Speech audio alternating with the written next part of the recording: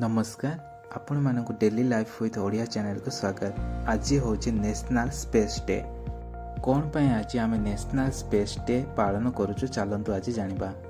गत वर्ष आज दिन में माने 23 अगस्त 2023 रे चंद्रयान 3 मून दक्षिण मेरु रे पहुंची थिला।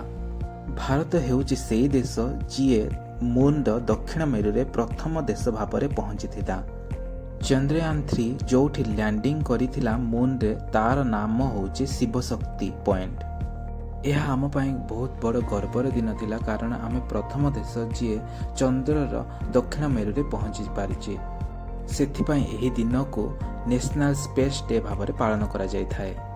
चंद्रयान 3 रे रोवर रो नाम थिला प्रज्ञान और लैंडर रो नाम थिला विक्रम।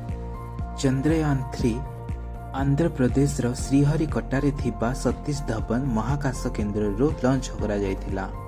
चंद्रयान 3 रो बजेट 615 कोटी थिला। रहुछि नमस्कार।